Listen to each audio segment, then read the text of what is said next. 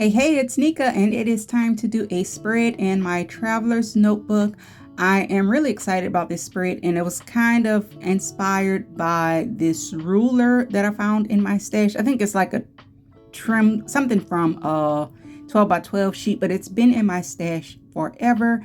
And I am documenting my new craft room setup. Like, I switched everything around, and basically I got a new phone and I can record on my phone now, so I don't need as much space. So a lot of my craft things can go in my closet, and I'm just making sure my paper was measured perfectly before I got started. And I'm trying something different in this spread. I am going to approach it like I'm doing an 8x8 scrapbook spread. And then at the end, I will cut it apart. And the picture I'm using will actually go across the spread. Like the picture will get cut, not in half, but like half of the picture will get cut off. So this is a technique that I have been wanting to try, because with traveler's notebooks, especially with double spreads, I always get an idea for one side, and sometimes you treat both sides like two different spreads. So I'm trying something different, and I'm going to put together a whole layout and just forget about the traveler's notebook for a minute and then see how it works out at the end. And this floral pattern and the background is from the Paige Evans Garden Shop collection. And I'm also trying something new where I'm trying to stick to collections, and I have my craft room organized by collections. I used to have everything organized by color, and I would scrap everything by color, but I'm trying something different, trying to see if I can stay more organized.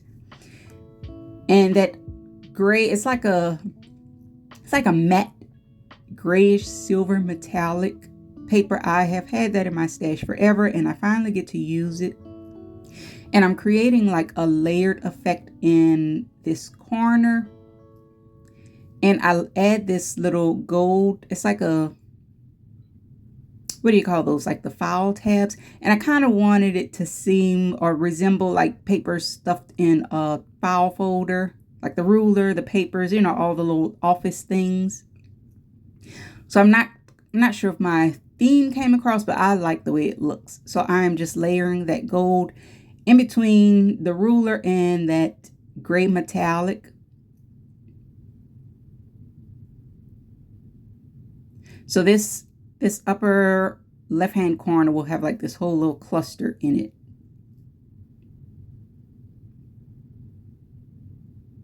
And I have that other piece of gold glitter paper.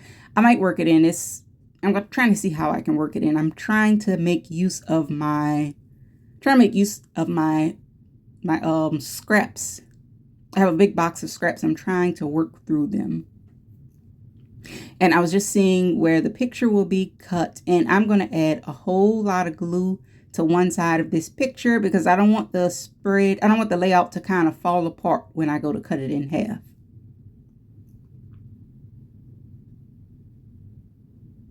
I'm just kind of eyeballing where my picture will go.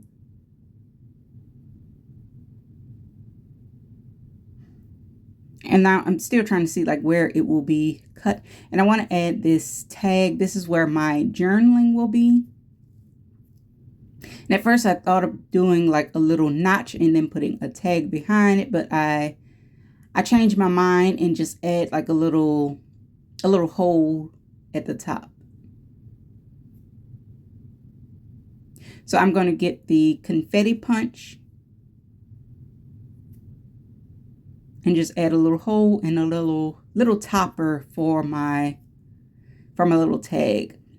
And y'all have to excuse the bumping around. I'm still getting used to my new setup.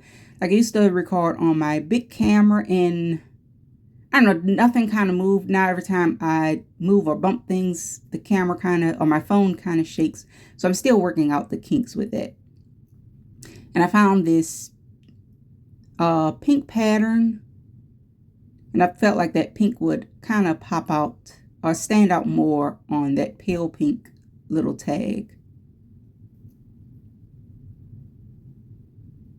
And I am just going to glue it down and then add a hole. And that little punch is, it's the We Are Memory Keepers. It's called the confetti punch. I call it my tag punch, but it's called the confetti punch if you're looking for it. And I'm just using the crocodile to punch a little hole in my tag. And my tag is a little plain, or that corner could use a little something extra.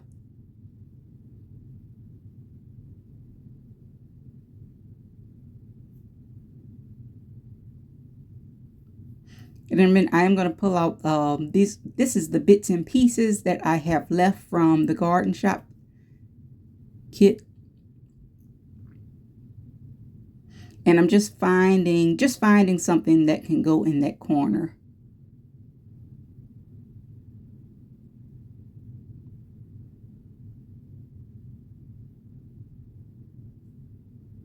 And I think I may do one more spread or one more project with these little bits and pieces.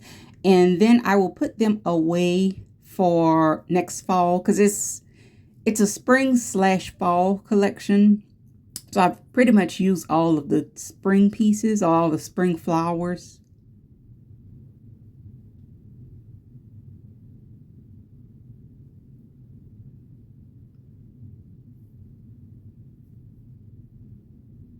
And I find that one that it just goes perfectly with the color scheme. And I want it to kind of hang off the edge of the tag. But I'm just trying to see where, I don't want to have to cut the flower. So I'm trying to see like where it will go behind my cluster.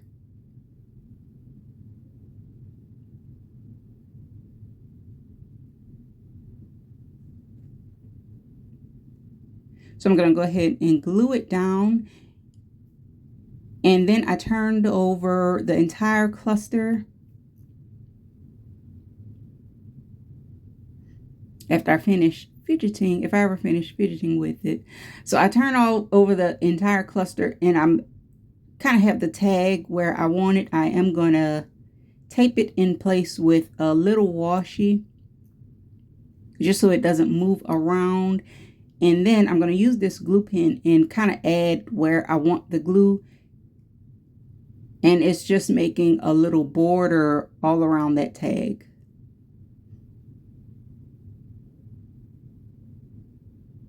And before I stick it down, I do move the tag. I don't want to take the chance and get glue everywhere. And before I stick it down, I am going to go ahead and add glue to the entire thing. And I did add a little extra, like right in the middle where I'm going to cut the page apart. I'm just trying to kind of eyeballing everything, trying to see where everything will go.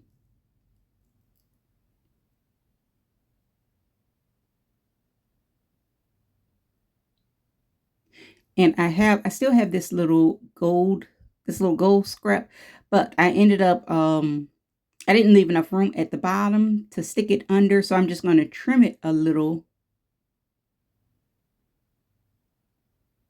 And yes, this little mini paper trimmer, it's kind of old, so stuff gets stuck in it, but I love the tiny size of it.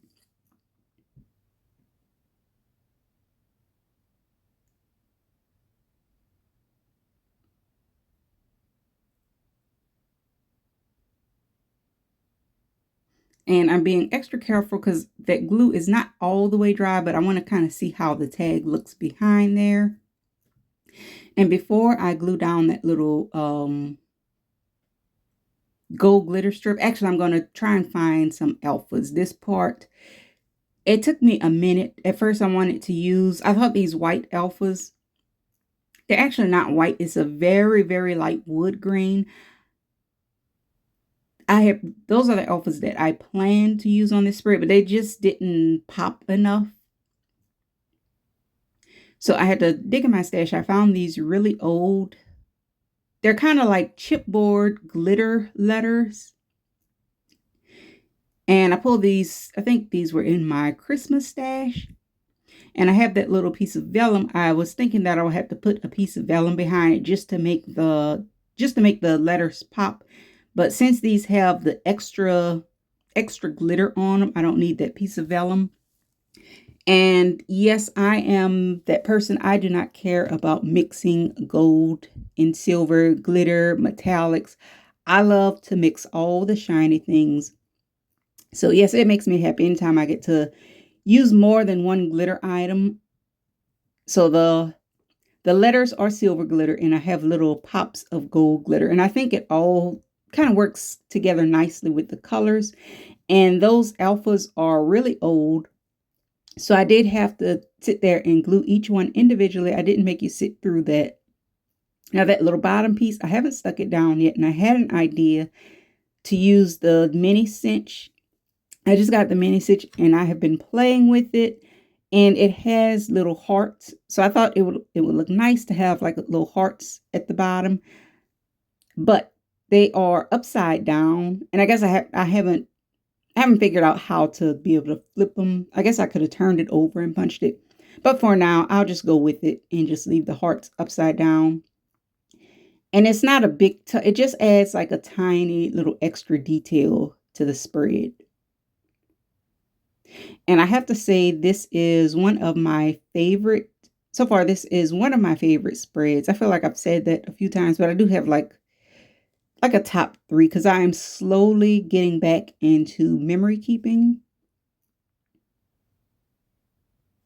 You know how when you take a break from it and come back, I don't know, I felt like my first few spreads in this traveler's notebook, I was kind of rusty. They were kind of plain.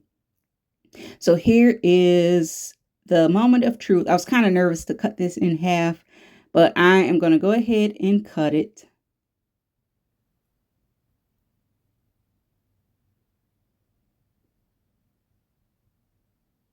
And I almost cut it crooked and cut the whole spread up, but I kind of straightened it out.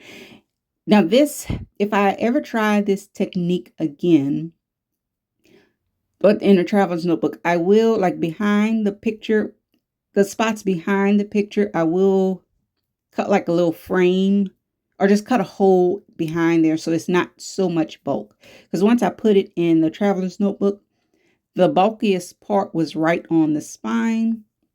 So if I try this technique again, I will adjust that. But I'm fine. I'm fine with it. That just means I won't be able to get as many spreads in here. And to glue it down straight, I'm only putting glue. I'm putting a strip like right on the edge. And then I'll go ahead and line it up in the center. And once it's nice and straight, and I'm adding extra glue like behind those layers in the middle. Once it's nice and straight, then I add glue to the rest of it. And I figured out this technique after putting in like a few spreads. A few of my spreads are crooked, but it's fine. But this one, I wanted to make sure it was straight, because if it was crooked, like the picture, you would tell that the picture was crooked. Most spreads, it doesn't matter. So I'm doing the same thing, just adding a strip of glue right in the middle, and then I'll go ahead and get everything nice and straight. Now, the only thing about this spread, I should have left like a teeny tiny space in between, because it is hard to close the book after I did that. But overall, I like this process, or I like this technique, and I will be trying it again.